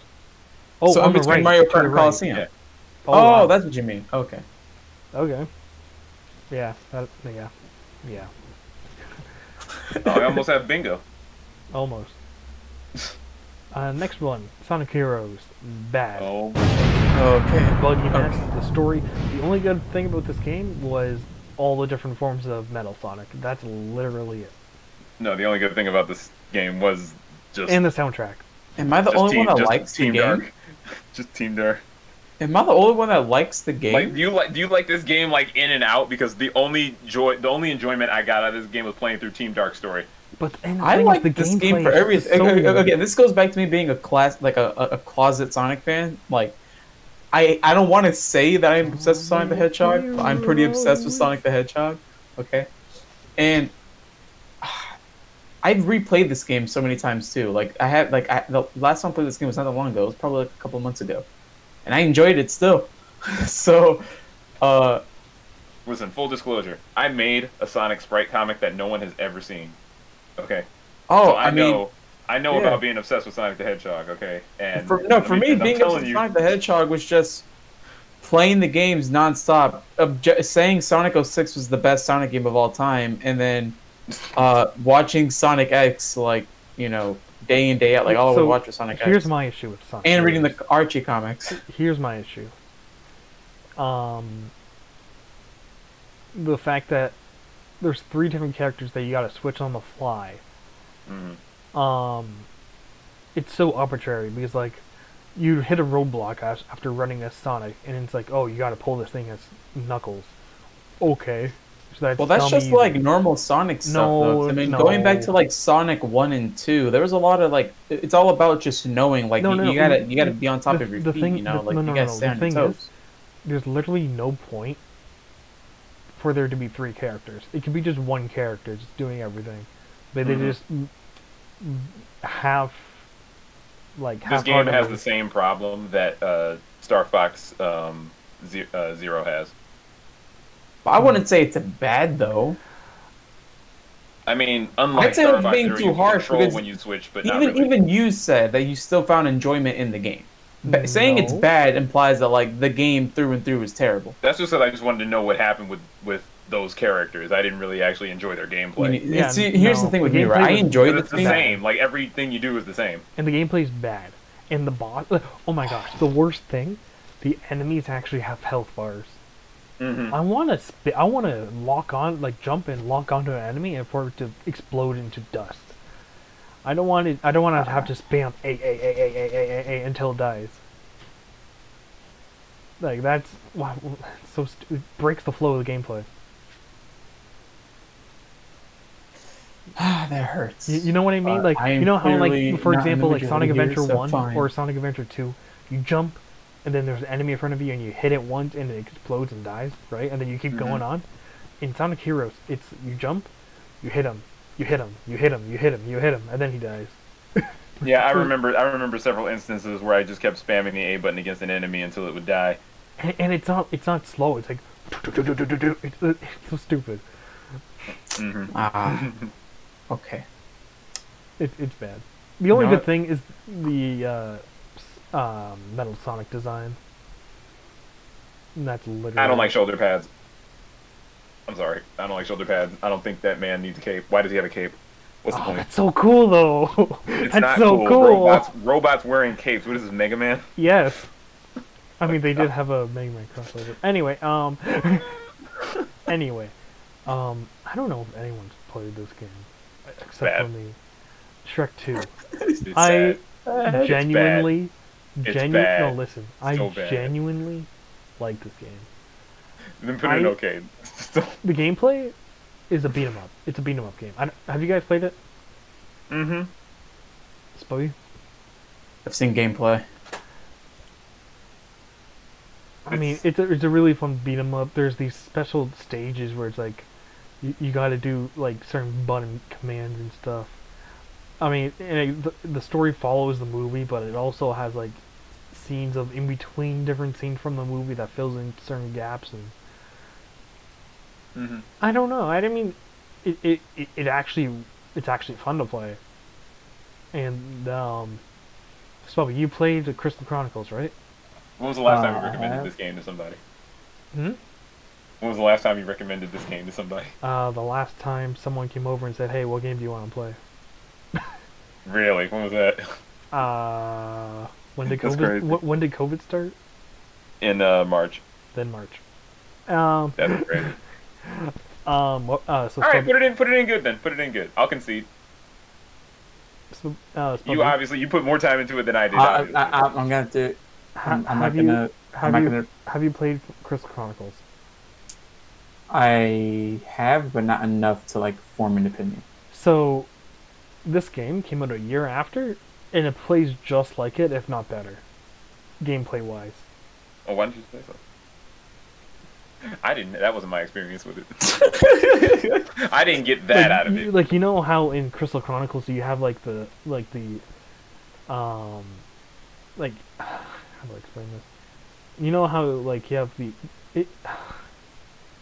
It just plays like it. I don't know. It just plays like it. Just the idea of just a Shrek game. It's unironically good. It's unironically I'm just looking good. at his stupid face, you know, just staring dead into my soul, and just like. Yeah, I feel like a lot of this game's appeal was just because it had Shrek on. But it's also a fun game to play. But okay, well, I'll concede that it's probably a good game. You clearly put more time into it than I did. Also, another fun game that I haven't played. Oh, Soul Calibur 2. Leave it to Pauldron. Yep, Pauldron. Oh, yeah. Pauldron, what do you say? Well, listen, despite Link being in the game, and how great that is. That's the only reason why I can play that game. I would put this in best if we were talking about PlayStation.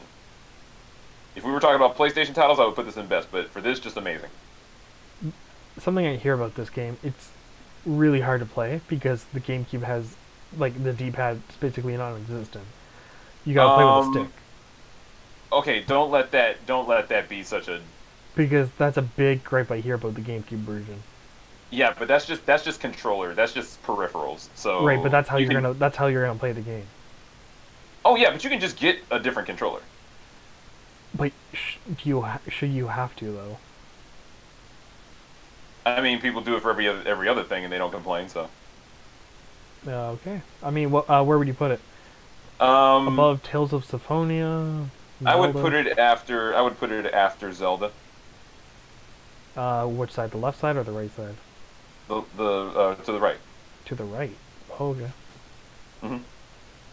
I mean, because first of all, it's a fighting game on the GameCube, so that's already. Yeah. The reason why this is an amazing game is because Soul Calibur just on its own is amazing, and then you have Link in a fighting game, which that's really cool.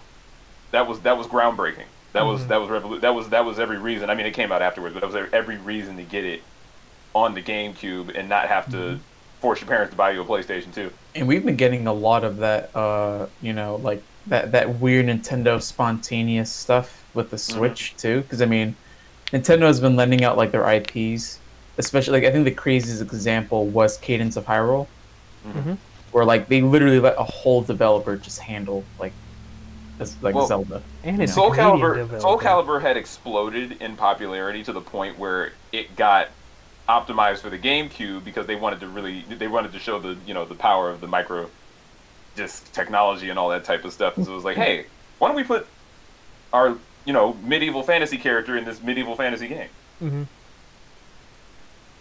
So it's just good. So like if you haven't played Soul Calibur 2, it's one of the best fighting games of the era. I haven't played Soul Calibur at all. Oh my goodness.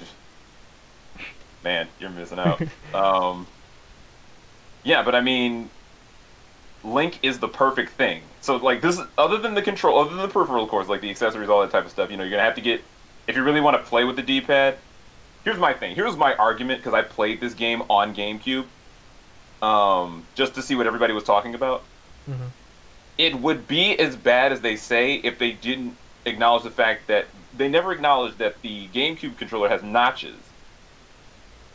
So it's not that bad as far as using a stick. Like, it's the way you use a GameCube's stick.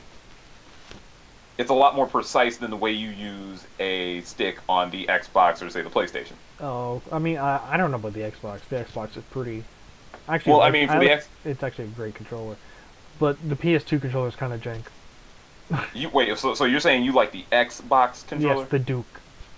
Okay. I wanted to make sure we were all talking about the same thing. Yeah, no, I actually like it. It fits my hands. You could kill somebody with that thing. I know. It actually fits my hands, though. You could eat dinner off of that thing. That's why I played Sonic Riders. Oh, wait. Hold on. You mentioned eat dinner. Have you guys seen that video where the guy's eating a whole McDonald's meal on top of the PS5? No. Like, he puts his ketchup directly on the PS5 and he's dipping his fries in it while chewing on a burger. Trifling. And I'm like, dude, there are people out here who are trying to get an order of this console and you're just eating dinner on it. I also want to order fries. Anyway. But yeah, no. Where's my GameCube controller at? Yeah, it's got, okay, so like the ring around the base of the GameCube stick Yep. It's hexagonal. The gate. Yeah. Mm-hmm. Xbox and PlayStation don't have hexagonal rims. So I think a lot of people were trying to be a little too crazy with it. Oh, I see. I was able to play it just fine because I took advantage of the shape of it. Mm. It's not perfect, it's not ideal, but people are Soul Calibur is so traditionally played with the D-pad for precision that you'll get those opinions and things like that. But don't let that turn you off, because this is the only way you can play with Link in a Soul Calibur game. When they came out with the HD remake, it only came out for PlayStation and Xbox, so there's no way to get Link in there. Yeah. He doesn't even fit in the game. Like people have tried modding him in, and it's just an uphill battle. So right. Yeah. Well, it's an amazing. Next thing, it's also Link. It's Twilight Princess, and I will just say, I'm gonna put it right there. Yeah. Uh-huh. Yeah. Yeah. No one's gonna argue. And also, I'm skipping ahead a little bit, but just get it out of the way. Get it out of the way. Oh, well, okay. Hold on. Wait, but I'd say it's better than Twilight Princess. No, you're wrong. Why? No way. No Why? way. Why? No way. Why Wind Waker? Because I think the art style is much more appealing to me. For me, it's much more appealing than Twilight Princess. So it's just the art style that makes it better? You can't base everything off looks. But in this case, yeah, I can. The dungeons are much better in Twilight Princess. The gameplay is much better in Twilight Princess. The story. I think the story is much better in Twilight Princess. I just didn't. You know what?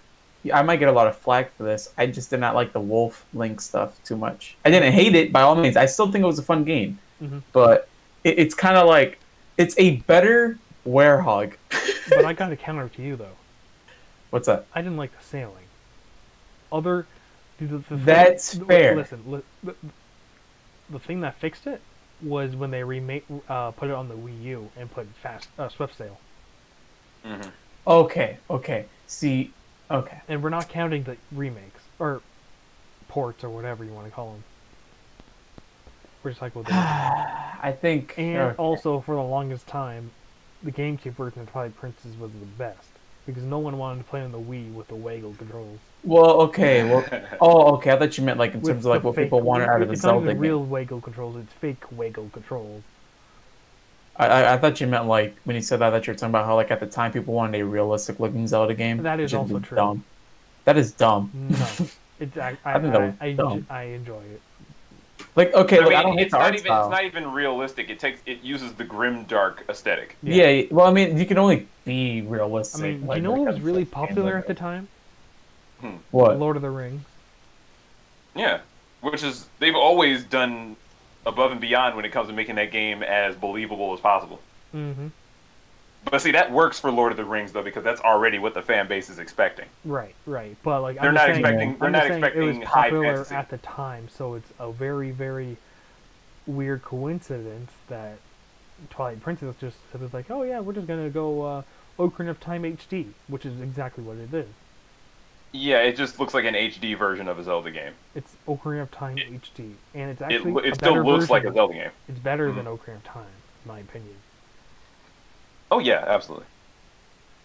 Because you don't have to talk to an owl for 500 hours. But although I really like Wind Waker, though, I think the story is actually better in Wind Waker. The story, yeah, no, I enjoy the story much more in Wind Waker because I think, like, hey, look, again, these games are bad, so they're not like bad or anything. Cool. It's not hard; it's just really cool. But flooding.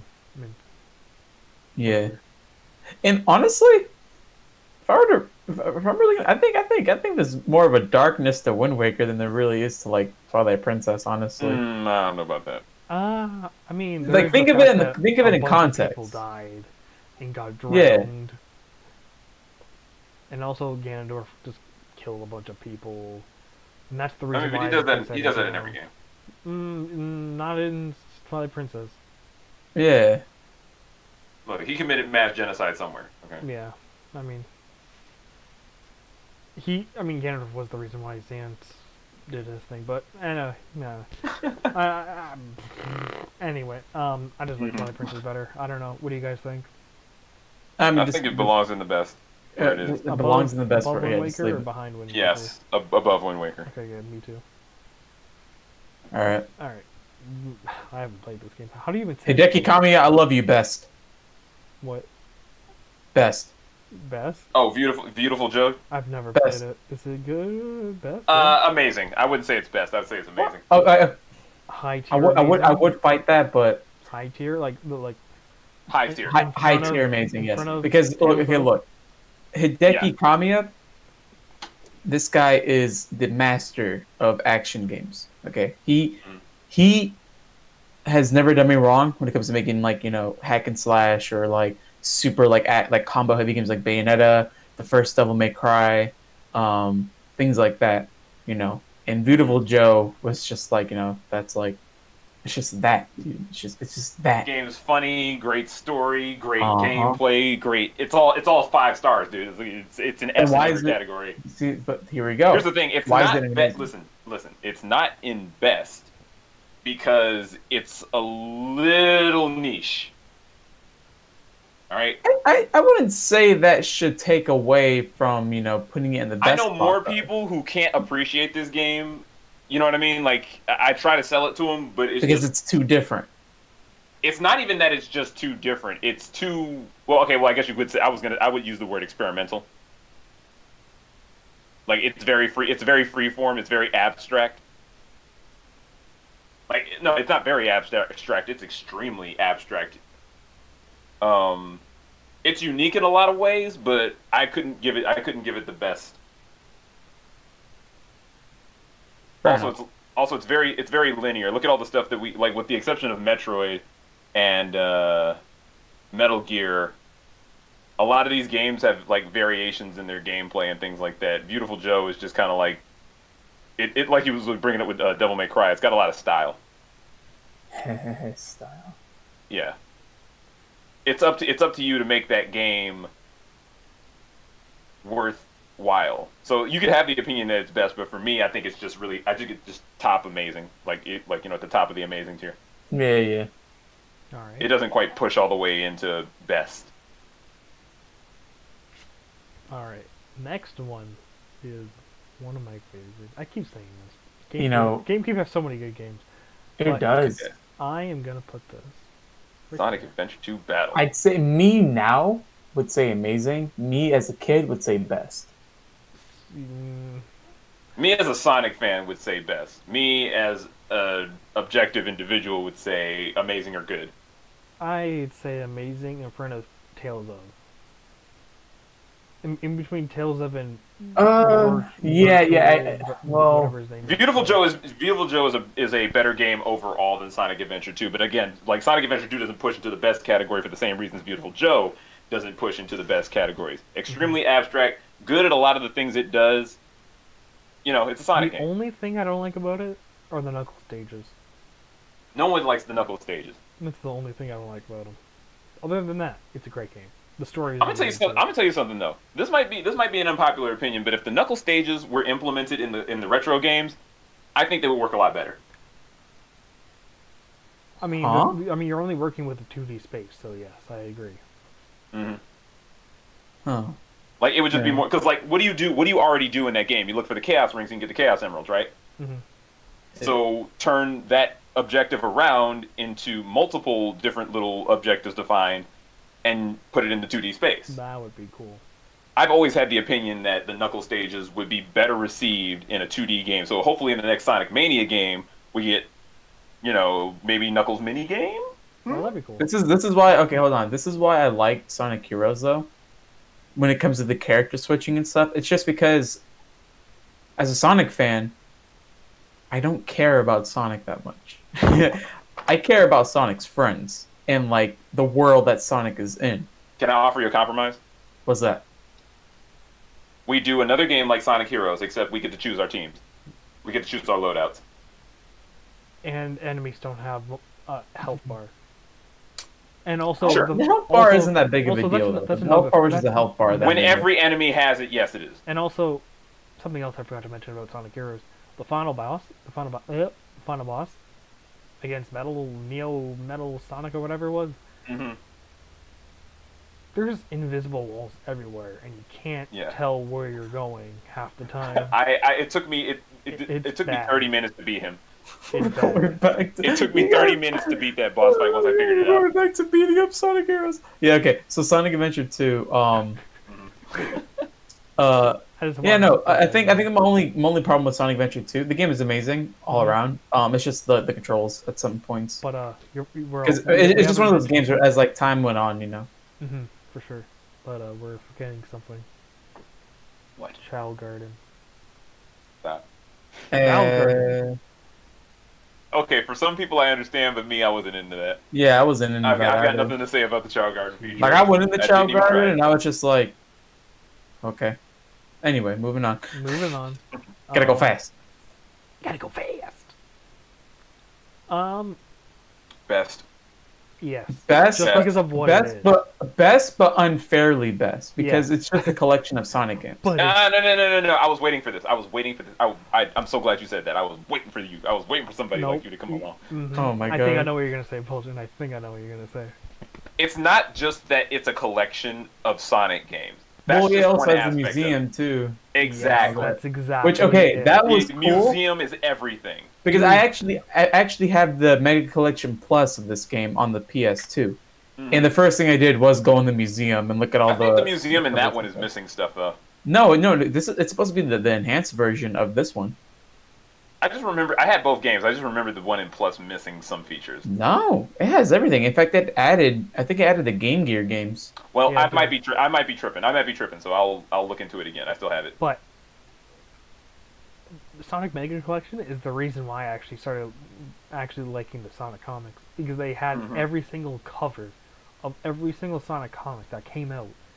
Some of them you can even read. Mm-hmm. It was crazy. Yes. And also, they also had trailers for Sonic Adventure 2, and I keep rewatching that, saying, "Wow, this looks so cool." Right.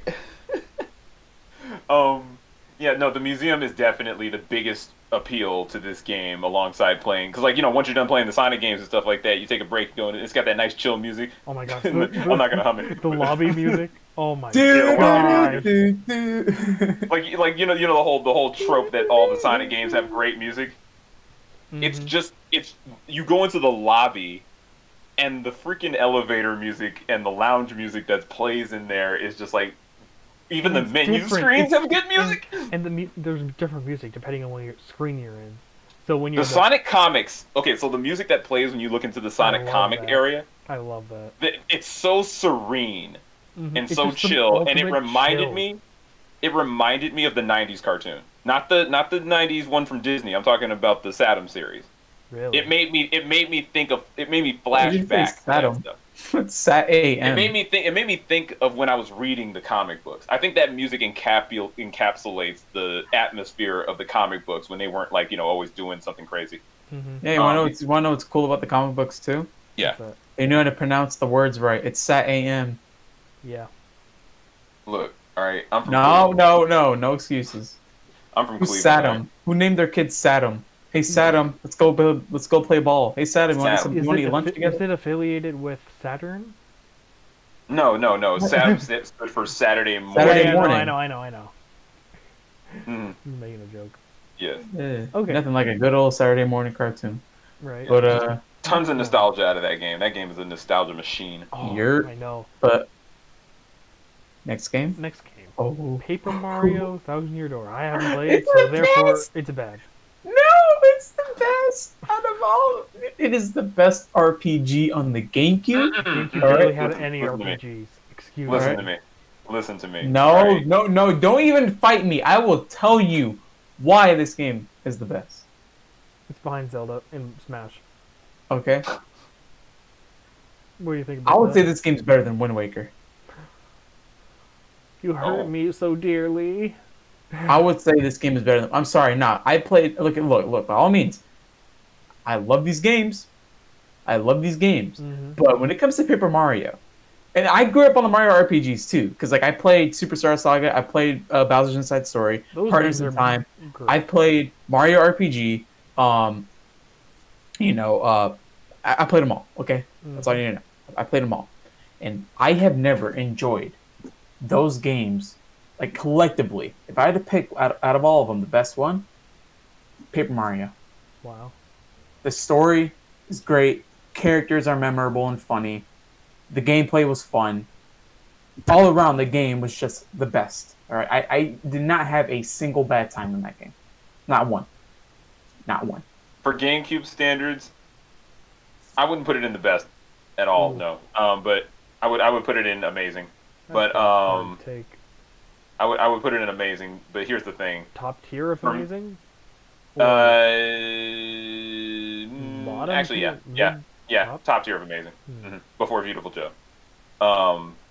So it's up to you. It's up to you. The only reason, the reason why I wouldn't push it into best is because it's not, in my opinion, it's just not as good as the original. I'm gonna go halfway, and put it right behind, right there.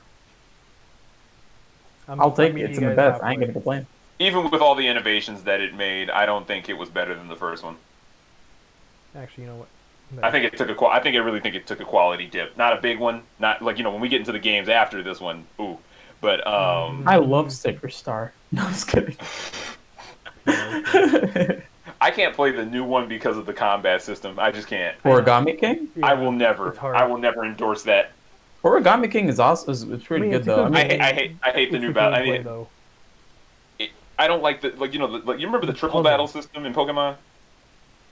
Like the rotation battle, I mean? Oh, yeah. That's what it reminds me of. Yeah. It's like, definitely... It's not that hard. It only gets hard when you're playing the boss fights. Because you have to be a bit more creative with it. And, like, actually... You have to actually sit there and be like, how do I go about this? Especially since all the bosses have, like, their own little quirks and gimmicks. I think, like, the one that annoyed me the most was the Fire Elemental. But, it's not a bad game. It's not the best, but it definitely is a top 3 for like Paper Mario games and stuff. Okay. I see. All right. Next one, Godzilla. I don't know what is this game? So let me tell you about this game right here. All right. let me teach you something. All right. This is a fighting game where you get to play as pretty much every Godzilla character in the franchise, and it has four-way, co-op. I don't know what you would call that, battle royale, something like that. Free for all, yeah. It has four-way free for all, and basically you fight in a cityscape, and as you fight, you destroy the surroundings. And one of the win conditions in this game is how much stuff you destroyed. That's pretty cool. That's actually pretty cool. Yeah, I remember one time I was on the verge of victory, and my friend just like ran away from me and just started destroying buildings, and he won. I was like, dude, that's so cheap. Mm-hmm. He just body dived on like Manhattan and he had more points than me, so I was like, ugh. But no, this game is purely for the yucks. Okay, so I would put it in the amazing category for execution at the bottom, of course. I would put it in the bottom of the amazing category just for execution, but I would put it in good category just for like everything else. All right. This game is fun for a few hours, and then you put it down. But I think it's amazing for what it does. Very unique game. You put it in the amazing category then. I would put it in the amazing category personally. I think anybody else who played this game, I think I'm overhyping it a bit, but that's just me. I'm here. I'm the one doing the video. So. Would you say it's better than Luigi's Mansion? At the bottom, it's not as good as any of the games on there. No, but definitely in the amazing. Okay. And the next one, you're also going to have to explain. Gauntlet Dark Legacy. Okay, so Gauntlet is definitely going to be in the good to okay area for me. Let's go with good. Let's go with good. Gauntlet is a dungeon crawling game, the likes of Diablo, except it's on console. It was on console before Diablo was on console. Haha. There's pretty much not a lot to say about it. You go around, you beat up monsters. This game has like crazy difficulty spikes. Wasn't there a Gauntlet arcade game? Mm-hmm. Because I remember that. I believe this is like the third or second game. Can't quite remember the order they were all in, but this is either the third or the second installment in the series. Oh. Yeah. This game is only fun when you play it with as many people as possible. I recommend 4 people playing this game at any given time. Um, After that, you're just dungeon crawling. You're just killing stuff, getting money, buying loot, upgrading your characters. You know, it's if like you know it's like that. It's like that fast forward D&D stuff. Yeah. Yep. Solid game all around, but it requires 4 people to play to really have fun with it. I see. Mm-hmm. Well, that's cool. Next up, Mario Sunshine. Amazing. I won't say it's best. Yeah, amazing. Where and amazing. Better than Tony Hawk. Mm-hmm. Between Soul Calibur and Tony Hawk. Okay. Do you Yeah, want to elaborate, yeah. or just what it is? Yeah, I'll elaborate on it. Yeah. Okay, sure. Flood was a very interesting mechanic. That was a lot of fun. I don't think so for Luigi's Mansion, it's the same kind of idea, except Flood is better implemented for the surroundings. Like the game was built around using Flood in very inventive ways. Okay, you don't just have the standard wall jumps, jetpack, and all that type of stuff. He was extremely versatile, and it was extremely satisfying to get objectives done using the Flood mechanic. And it's temporary too. I don't think Luigi's vacuum had a limit on it. Flood had a limit, which meant you had to get even more creative and more skilled with it. I've seen people do some of the people who play the game later on and hone their skills. I've seen people do amazing things with Flood. And other than that, it felt like playing 64 again, and that was a huge plus for me. Yeah, because that game was really one of the best N64 games. I don't mess with Mario too much anymore, but 64 was probably my best experience with Mario. And this game reminded me so much of 64 that I didn't at the time of playing it. I was like, I don't even need 64 anymore. And then I would caress it and be like, and then pet it and be like, it's okay, 64. You'll always be my favorite. Mm-hmm. Cool. Yeah. Sbubs, do you like? No, I agree with him. I think the only reason why I wouldn't say it's the best is just because occasionally the game just kind of has those moments where you're like, why? Mm-hmm. Yeah. Why? I haven't played it, but I see things on Twitter and whatever. I mean, it's just really buggy. I'm glad that Mario Collection came out because people used to say the game was objectively amazing and great, but when the collection came out, a lot of people were kind of like, this game had its problems. Mm-hmm. Yeah, you start seeing the flaws when you're not 15 anymore. Yeah, or 3. I don't know who was 3-year-olds playing this. This game was hard. Okay, I don't know who was 3-year-old playing this. All right, next one. F-Zero GX. I really enjoyed this game. Yes. Oh, okay. So we all agree. Pauldron made it seem like you were going to say it was bad. No. Multiplayer is freaking godlike. Mm-hmm. Especially when, you're going on the fast tracks. Oh my gosh. Especially the one track where you can do, the 360, all the way around the entire track. Oh my gosh, that is so good. This game is fun to look at. This game is fast. Oh, I miss fast racing games. I miss F-Zero. Yeah, hopefully we get it back one day. But this game is so visually impressive, so mechanically solid. I never had a single problem with this game. I mean, there are some tracks that are like Rainbow Road, but I never really had a problem with this game mechanically. This game only actually has one flaw in it.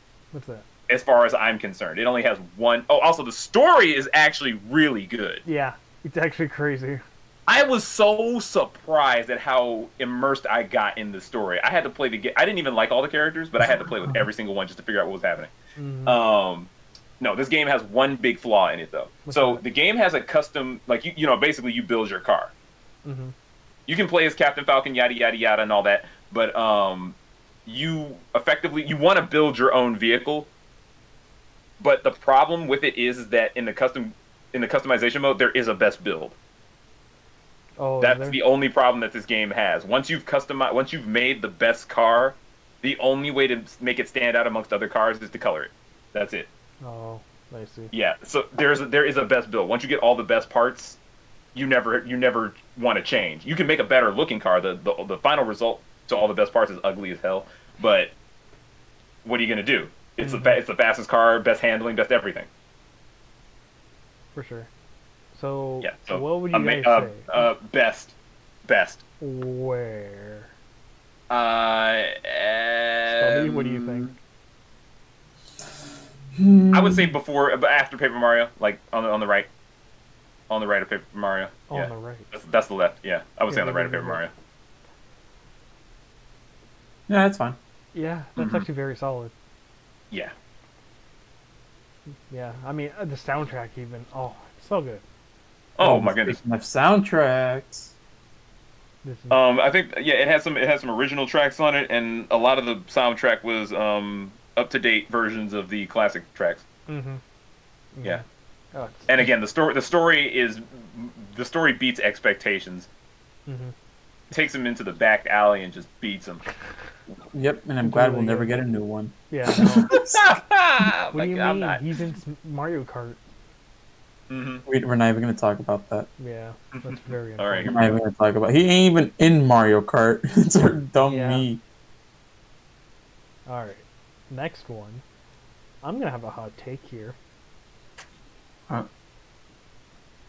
It's better. No, than Sonic Adventure 2. No, I am playing Sonic Adventure Deluxe right now. I stopped playing it because I actually lost on my save file. But you gotta open your heart. No, okay, look, by all means, the music in this game is definitely better. I'd say the music in this game is so much better, right? Because Speed Highway is stuck in my head. Oh my god, right? Yeah. The Sonic Generations version of that? So don't, dude. They're both, the soundtracks are equal in my opinion. We are close to just setting up a time where we got to record a video, but we have to make a tier list of all the Sonic games. Okay. Yeah. That'd be so good, actually. Okay. Oh, you better get me in on that. All right, then there you go. All right, but the only problem with this game is I like the story of Sonic Adventure 2 better. And I like the gameplay of Sonic Adventure 2 better.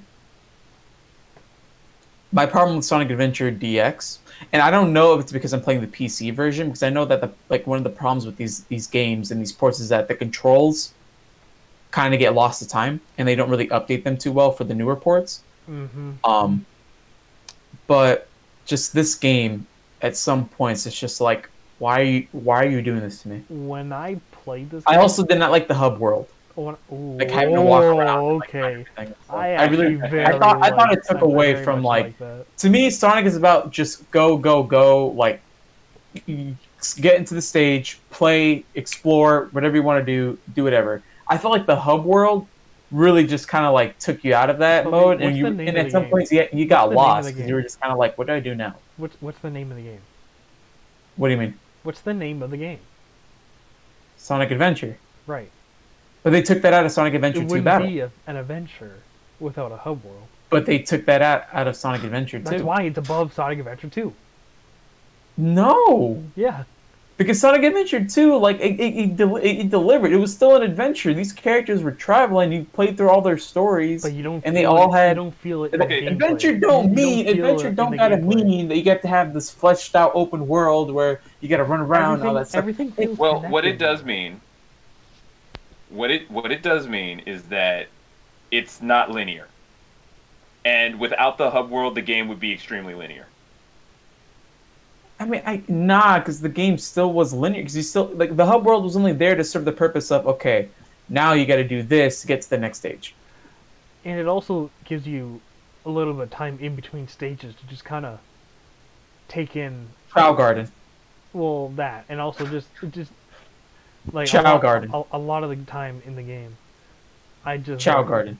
Sit around or stand around in Station Square, just kind of. Who was sitting here? Who was sitting in Station Square and be like, man, I love Station Square. Nah, it's boring. Like it's just people walking around and they look ugly. Some of them look like some like you know there ain't nothing. You know that interesting meme? about Station Square?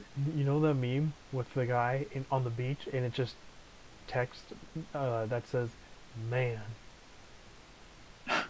That's how I feel whenever I go to Station Square. Man. You know what I think when I'm in Station Square? What's that? How the fuck do I get out of here? I mean, that's what I think. The train. And if you ever, and the thing is, like you say, "Oh, I don't know where to go next." There's a little spirit thing that tells you. I know what you're talking about, and I hate that. I hate that thing. It tells you where to go. No, it's like, oh, have you tried this? And it's like, I have tried it. You want to elaborate a little bit? Well, you obviously haven't tried it. I did, because it was so like, it was like, oh, you should head back to this area, and you go back to that area, and you're still just like, it's not the best thing. Where am I at? It's not. And again, when it comes to Sonic games, I just want to go. And you're telling me, oh, but it gives you time to just, relax and chill out. Chow Garden. At least you got something to do in Chow Garden. They didn't want to execute this game the same way the retro games had been done, where it's just a 3D Sonic game and he just goes from level to level to level. It's not linear. It follows that's the story. fair. That is fair. It's one of the only Sonic games that actually has a hub world. No Sonic Generations. I said one of the only, and also I don't know if you would count that as a hub world. I would, because you had access to like side missions. In fact, it was more of a hub world than this game had a hub world. Because the hub world in this game was just like, okay, play a stage, you get out of the stage, you got to find something or you got to do something, and then play the next stage. That's it. With Sonic Generations, it was an actual hub world because you had your main stage. And then surrounding that stage, you had the side missions and all the time attacks and all the crazy stuff. And then you also had the museum and stuff like that, too. It's so small. It's not that small. It's very small. What are you talking about? No, it isn't. It's not that small. It's pretty big. Like, I mean, small... Okay, what do you mean by small? You can get to the other side of the map in, like, 5 seconds. Mm-hmm. I mean, yeah, but at the end of the day, I mean, you're going up and down trying to get to the other stages. Like Sonic Adventure, again, it's literally just there's nothing there. There's nothing there. There's nothing fun about it. There's nothing fun about the hub world for me. I mean, you're only there for a very short amount of time, and we've been talking about this way longer than anyone's ever spent time. I know, because it makes me angry. But fine, majority rules, okay. Y'all think it's better than Adventure 2? You agree? I think Adventure 2 is better. Yes, it is better than Adventure 2. Alright. The only thing that the two games share equally is the soundtrack. I think the soundtrack is equal from both games. Mm-hmm. Yeah. Yeah, sure. I mean... Sure. Next one. Spyro Enter the Dragonfly. Bad. Yeah. It took everything that you love about Spyro and just poops it out, dude. It just eats, digests, and then poops it out. Him and Shrek got something going on there with the covers. Yeah. Yeah. Well, no, Shrek is like, this is Shrek, dude. This is just Shrek, man. Yeah. Spyro's like, this is kind of Spyro. It's literally like, oh, the photographer forgot to get the whole face. No. Spyro grabbed him up and was like, listen, kid, I don't have much time. You gotta save me. You gotta save me. In a couple of years, they're gonna put me in a Toys to Life game. Help me. Oh, no. Oh, no. The only thing I remember about this actual game are the sections where you can actually fly around like freely and whatever. Mm-hmm. And the one level that's a farm level with a bunch of alien spaceships everywhere. That's the only thing I remember about the game. It's weird. It's a weird game. Also very buggy. Wasn't. Anyway. Mm-hmm. Next game, Super Monkey Ball Adventure. Just don't. We're not talking about this. It's bad. Oh, where in bad would you put it? All the way bad. All the way? Even worse. All the way bad. No, it just, dude. It took again. Look, it took the appeal of Super Monkey Ball and ruined it. You know what they because did? They were trying to make like this narrative adventure based game, and it was just like, this is not Super Monkey Ball. Isn't this the one where Sonic was like in a cameo? No, that was Banana Blitz. Yeah. Oh, that was Banana Blitz. Okay. Yeah, and this game goes for the action platformer style. So it takes away the whole like Monkey Ball was about, again, making your own fun and playing through these stages and trying to beat them in the craziest way possible. Super Monkey Ball Adventure just throws it all away and starts with a fresh, clean slate and tries to make an adventure game, and it's just like, no, this is lame. It's not even good. The worst thing they did about the game was adding walls. Oh. That's the very worst thing they did. You were limited. And that continued forward with the rest of the series. That is very unfortunate. Yeah, no, they Monkey Ball, please. Please. We need a good. That's all I'm gonna say. We're Super Monkey Ball 3. All right. I'm gonna put this in front. Lego Star Wars. All right. Lego Star Wars games. I haven't. Or prequel. Sorry, prequel. It's been a long time since I've played these Lego Star Wars games, but from what I remember, they're dumb fun. They're dumb fun, and I'd say amazing. Where? After. Put it after Kirby. Like, it's better than Kirby. Oh, really? Yeah. So you mean before Kirby? Before, yeah. I'm sorry, I'm just a weirdo. Between Luigi's Mansion and Kirby. I disagree with that. I don't know, Pauldron. What do you think? I'd say above Luigi's Mansion. Damn. Right, well, right in the middle then. And is that for both a sequel and prequel? Yeah, I'd say both. And I'd say the. I think the sequel's better. No, not the no. The original. No, because I'm thinking about it. Because I had the complete collection. Oh, I see. So I play them. I play them all.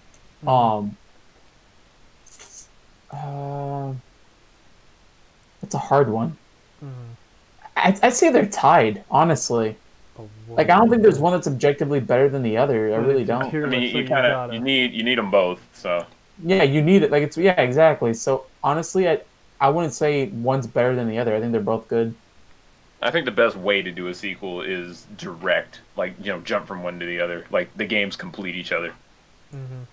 Oh, well.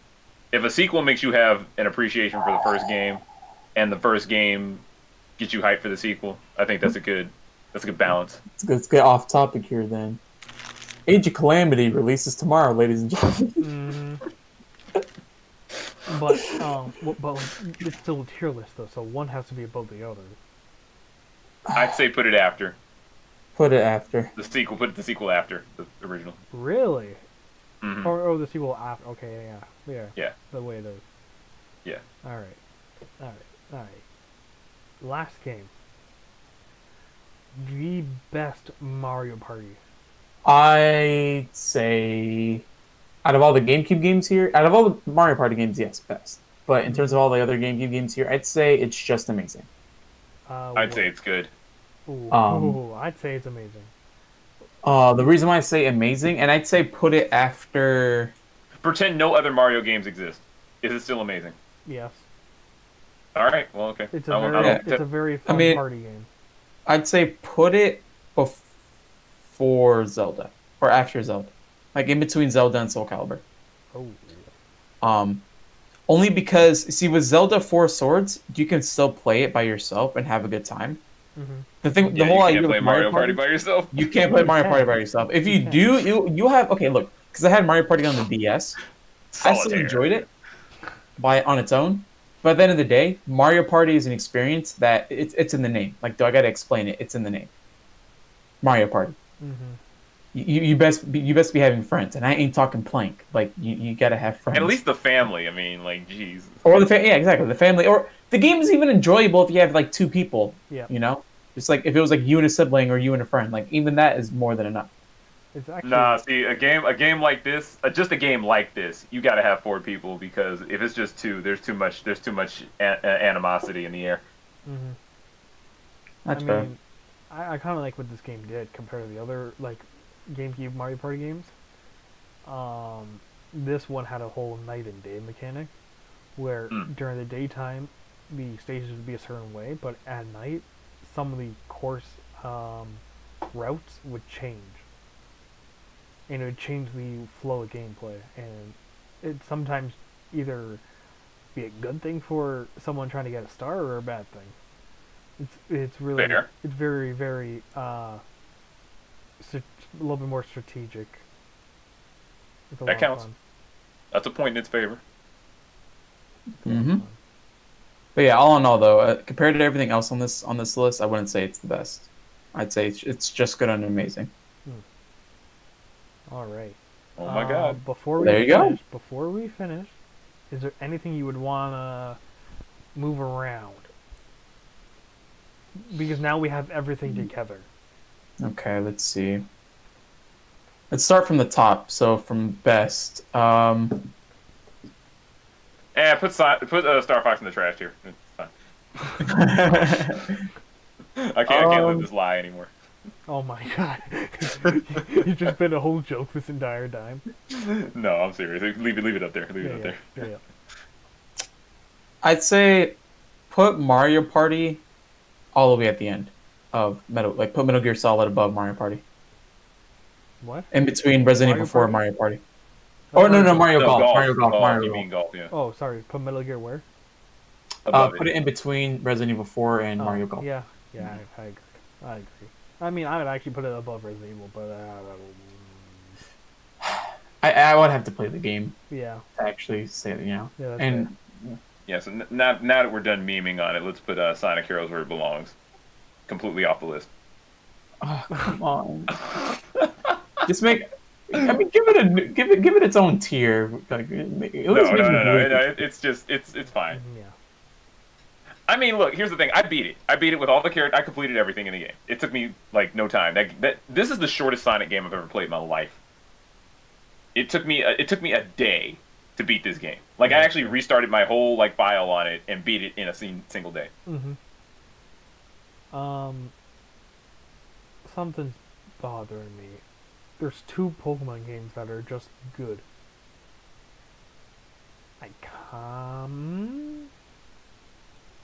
I wouldn't say they're amazing or best or anything. I really wouldn't. If you're gonna move anything, put Coliseum in the amazing. But they're both the same thing. That's the thing. They're basically the same game. The only difference is the story. They both do the exact same thing. And see, I didn't pay attention to the story in either, so yeah. So they're they're both just good to me. All right. Oh, great! I see. And Shadow the Hedgehog, we can put in best. Yes. Oh yeah, top tier, right there, right in front there of we go. Right that's there, that's right nice. there. That's comfy. In fact, go back in time and delete Super Smash Bros. Melee completely.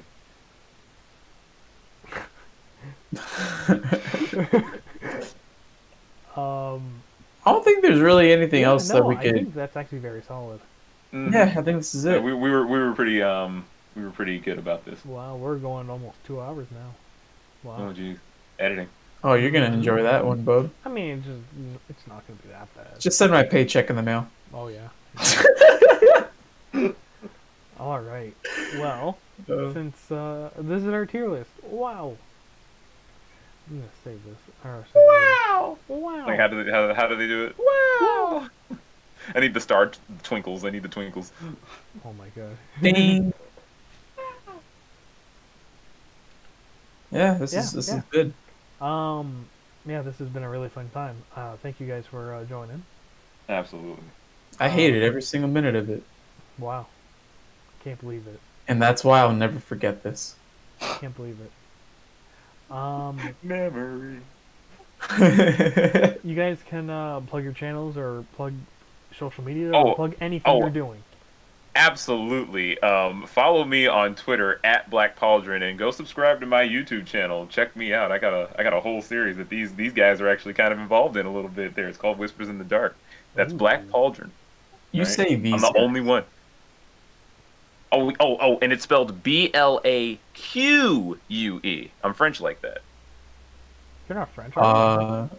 No, I'm just. Oh, okay. I was gonna say. in name only. Oh, I see. Yeah, Blaque Pauldron with a you space. guys can find me. I have 2 Twitter accounts actually. I have the Sbubs Club official Twitter account, or you can follow at my personal Twitter account, Spubawubdub. That's SBUBAWUBDUB. And you can also check out my YouTube channel, the Sbubs Club, where I just play video games and do whatever I want. And I play whatever I feel like, so don't tell me what to play. And there you go. Yeah. I'm sure these will appear on screen. Oh yeah, you're right. They probably we don't gotta spell them. See, I'm used to like talk like when you're talking to someone on the phone, they're like, B as in boy, O as in orange. Don't worry, for our blind viewers, it will be put on the screen in Braille. Red knows how to do that. Right. What are you doing? Pointing at the screen. Yeah. Somewhere over there. Somewhere. Yeah. And make sure it's on Comic Sans. Put mine in Wingdings. In a vibrant pink color. Oh, yeah, no. Put mine in pink Wingdings. Future me's gonna hate. And don't forget the S. You know the S symbol from the early 2000s where you had to draw the 6 lines and then you had to connect them. Mm-hmm. Oh my gosh. All right. You can find me on Twitter at Red the Namek. You can find me on Instagram, Red the Super Namek on there. Subscribe. I'd like that. Subscribe to me on YouTube. I don't. Oh, I have a Facebook account. That's right. I have a Red the Super Namek Facebook page. Go check that out. All the 40-year-olds are gonna love that. I know. I'm branching out. I can't believe it. we gotta reach out to a whole new demographic. Start selling footprint. Vibe check. Yeah. If you like the video, please like, or dislike if you didn't like it. Whatever, you know. It shows to me what you want. Put in the comments what you would change about this tier list. I'm sure it'd be very different for different folks. That's for sure. No Mario Party 5? I can't believe it. Oh my gosh, you don't have that Japanese exclusive Pokemon box? Look, I'm gonna tell you this right now. There's gonna be a lot of people that are gonna share my opinion about Sonic Heroes, and you're gonna have to deal with the consequences. I am ready for that. Because there's no one around for that. There's no one around for that. Alright, well, that's everything. So, yeah. Bye. Have a good one. Goodbye.